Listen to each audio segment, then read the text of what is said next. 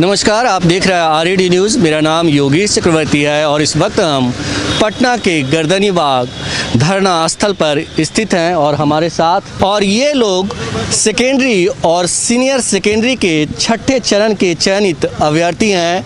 ये लोग कल से यानी कि सोमवार से इस जगह पर आमरण अनशन के लिए बैठने वाले हैं। उससे पहले हमारी इनसे मुलाकात हुई है। आइए जानते हैं कि सुशासन की सरकार में ये क्यों खुदकुशी करने को मजबूर हैं। ये बताइए कि आप लोग क्यों आमरण अनशन पे बैठने जा रहे हैं। सर, एक्चुअली ये जो सरकार की नीयत है, मंशा है इस शिक्षकों के प्रति खासकर लेकर, और उसमें भी माध्यमिक उच्च माध्यमिक को लेकर, वो बिल्कुल ढुलमुल रवैये का है। हम लोग छठे चरण के हैं जिसकी विज्ञप्ति 2019 जून में ही निकाली गई थी और इसे 17 बार चेंज करते हुए अभी भी पूरी नहीं की गई। 2 बार हम लोगों को काउंसलिंग भी करा ली गई, चयन सूची में भी डाल दिया गया, कई जगह नियोजन इकाई से चयन की प्रकाशन भी हो गई। उसके बाद भी आज तक नियुक्ति पत्र नहीं मिल पाई।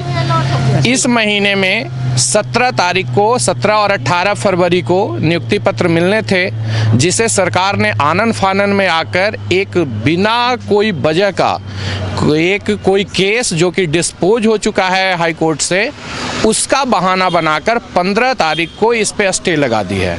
और ये प्रक्रियाएं फिर कब ये चालू करेंगे, इसकी कोई खोज खबर विभाग के द्वारा नहीं दी जा रही है। जब भी हम लोग विभाग में जाते हैं या शिक्षा मंत्री से मुलाकात करने जाते हैं तो सिर्फ एक ही बहाना बना दिया जाता है कि ये कोर्ट में चल रहा है, जबकि कोर्ट का इसमें कोई मसला नहीं है। जिस केस का उन्होंने जिक्र किया है वो ऑलरेडी डिस्पोज हो चुका है। ये बताएं कि आखिर सरकार के इसके पीछे मंशा क्या है।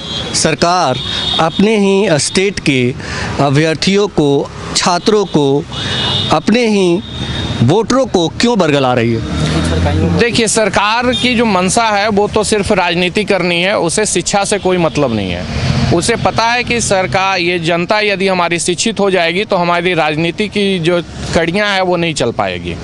इसलिए वो कहीं ना कहीं बच्चों का भी भविष्य बर्बाद कर रही है। देख रहे होंगे पिछले 4-5 सालों से बिहार में हर एक स्कूल में शिक्षक की कमी है, फिर भी 5 सालों से इनकी नियुक्ति प्रक्रियाएं आज तक पूरी नहीं हो पाई है। हम लोग कई ऐसे अभ्यर्थी हैं जो लास्ट डेट में अपने जॉब को छोड़ कर आए थे कि चलो बिहार के बच्चे का भविष्य बनाएंगे, अपने स्टेट में आए दूसरे स्टेट से, पर सरकार की ऐसी रवैया है जिसकी वजह से हमारी पूरी शिक्षा व्यवस्था, आप लोग भी देख रहे हैं कि कहीं ना कहीं वो रोड पर है। जी। जो टीचर कहीं ना कहीं स्कूल में योगदान देने चाहिए वो लोग आज रोड पे खड़े हैं। कभी वो 2019 वाले का केस देख लीजिए, चाहे हम लोगों का देख लें, चाहे प्राइमरी वाले का देख लें, तो इससे साफ जाहिर होता है कि शिक्षा के प्रति जो है हमारी जो सरकार है बिल्कुल उदासीन है। ये बताइए कि कहा जाता है कि बिहार में सुशासन की सरकार है, नीतीश जी जो है बहुत ही सुलझे हुए मुख्यमंत्री हैं, लेकिन जब शिक्षा की बात आती है तो उन पे ये भी आरोप लगता है कि उन्होंने बिहार की शिक्षा को चौपट कर दिया और लगता है कि इस सतत प्रक्रिया में है कि वो बिहार की शिक्षा बर्बाद हो। बिल्कुल, आपका कहना सही है कि ये जो सुशासन की सरकार है, आप देख सकते हैं कि पिछले 11 साल से 2011 के हम लोग सारे लोग क्वालिफाइड कैंडिडेट हैं। जिस राज्य में 11 सालों से शिक्षक बेरोजगार हो, वहाँ कैसी सुशासन की सरकार हो सकती है, ये आप खुद और शिक्षा विभाग खुद समझ सकती है। जी। ये बताइए कि आप कह रहे हैं कि हम जब शिक्षा मंत्री के पास या विभाग में जा रहे हैं तो हमें कोई सही जवाब नहीं मिल रहा है और सरकार गोलमोल जवाब दे रही है कि कोर्ट में चल रहा है मामला। आप लोग के पास बिल्कुल एक अंधेरे जैसा है कि हम जाएं तो जाएं कहाँ, तो इसी वजह से आप लोग यहाँ पे बिल्कुल इसीलिए हम लोग इस धरना का कार्यक्रम किए हैं कि या तो हम लोगों को नियुक्ति पत्र दे और ना ही तो मुक्ति दे। अब 2 ही मैटर है हम लोगों का। मुक्ति की बात हो रही है सर, प्राण मुक्ति की बात हो रही है। हमारे रोज साथी हम लोग 10-15 दिन से सोए नहीं हैं, कोई ठीक से हम लोग खाना नहीं खाए हैं। हम लोग को घर में सभी माता पिता, सास ससुर सब उत्साहित थे कि परसों हम लोग को अपॉइंटमेंट लेटर मिलेगा और ये उसी दिन स्थगन लगा दिए और वो भी शिक्षा विभाग का लगाया गया स्थगन है। और ये बताइए कि हर रोज कोई ना कोई तिल करके मर रहा है, तो आमरण अनशन में 24 घंटा में सारा शिक्षक समाप्त हो जाएगा। शिक्षक समाप्त हो जाएगा तो इनका समस्या भी समाप्त हो जाएगा। ये बहुत ही गंभीर मसला है कि सरकार अपने ही लोगों से खेल रही है। आप लोग प्रतिपक्ष के नेता तेजस्वी यादव के पास भी गए थे तो क्या हुआ वहाँ से, क्या आप लोग को रिस्पांस मिला? देखिए, हर जगह वही चीज़ें हैं। जितने भी पॉलिटिकल पार्टियां हैं वो अपनी राजनीति करना जानती है, चाहे वो पक्ष हो चाहे वो विपक्ष हो। उनको वोट बैंक से मतलब है, बाकी इन सब चीज़ों से, शिक्षा व्यवस्था वगैरह से कोई मतलब नहीं है उनका। विधानसभा चल रहा है, उन्होंने विधानसभा में इस मसले को नहीं उठाया। अभी तक 3 दिन हो चुके हैं, 3 दिन में कोई भी मसला शिक्षा से रिलेटेड नहीं उठाया विधानसभा में। आप देख सकते हैं कि चरण नहीं, पूरी शिक्षा व्यवस्था से कोई नहीं। एक विद्यालय का आवंटन के लिए, विद्यालय बनाने के लिए इन्होंने सिर्फ राशि का आवंटन किया, जिसका कि बंदरबाट ये लोग आपस में करते हैं। बाकी शिक्षा व्यवस्था आप देख सकते हैं पूरे बिहार में कैसी चल रही है। ये बताइए कि जैसे आपने कहा कि ये वोट की राजनीति कर रहे हैं, क्या लगता है कि बिहार का युवा नीतीश जी की इस राजनीति को नहीं समझता है? युवा सब समझता है, पर एक चीज़ें हैं, कहीं ना कहीं बिहार में बाद में चलकर आए तो जातिवाद जो है वो कहीं ना कहीं हावी हो जाती है। शिक्षा है नहीं, शिक्षा की कमी बिल्कुल देखने को मिलती है राजनीति के स्तर पे। बाद में लोग जातिगत हो जाते हैं, इस वजह से कहीं ना कहीं ये मसले आते हैं। जब सारे लोग शिक्षित हो जाएंगे तो अपने आप जो है ये राजनीति में सुधार आ जाएगा और सारी पार्टियां कहीं ना कहीं शिक्षा की तरफ बढ़ेंगे। इसीलिए ये लोग चाहते हैं कि बिहार हमारा शिक्षित ही ना हो। बिहार शिक्षित ही ना हो।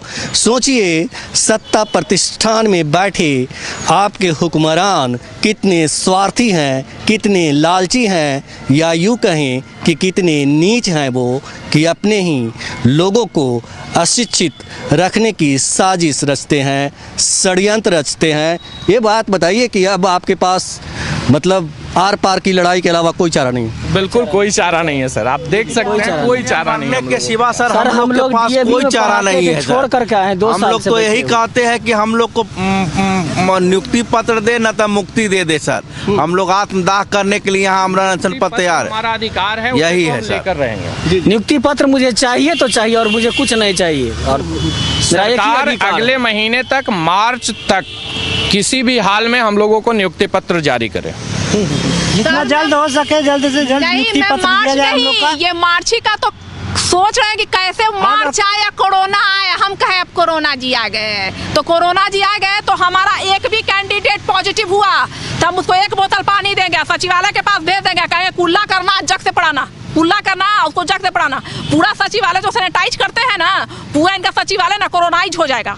ये क्या समझते हैं, कितना साथी हम लोग कोरोना में चले गए। ये आखिर क्यों ये इस तरह की गंदी राजनीति कर रहा है? रैली करने के लिए कोरोना नहीं है, सब ये कोरोना का इंतजार कर रहे हैं। हम लोग को कल ही शेड्यूल निकलना चाहिए। शेड्यूल क्या, शेड्यूल रहा ही नहीं। नियुक्ति पत्र का डेट कल से कल हम लोग को निकलना चाहिए, नहीं तो हम लोग पटना का एक सड़क जाम करेंगे, और तो और गांधी सेतु में, मोतिहारी के लोग, मुजफ्फरपुर के लोग गांधी सेतु को दोनों तरफ से जाम करेंगे।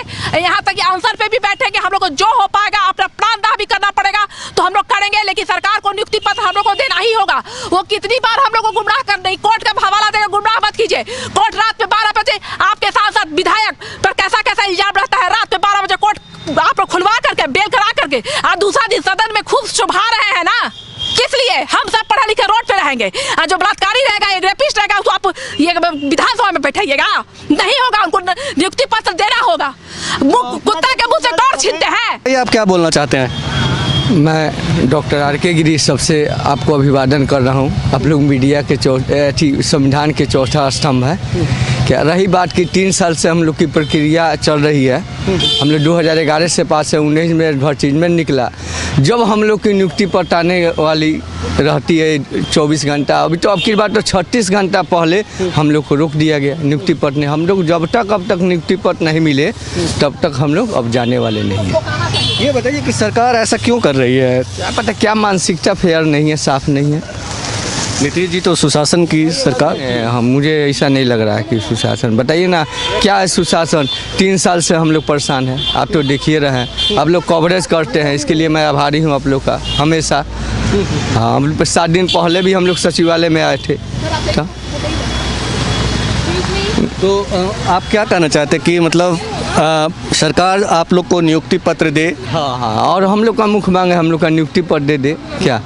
लेकिन जिस तरह से रोक लगाया ये रहे हम लोग का क्या स्थिति है। 11 में हम लोग पास किए, अभी तक 10-12 साल हो ना गया लगभग। हाँ 11 साल हो गए, 11 साल हो गया लगभग।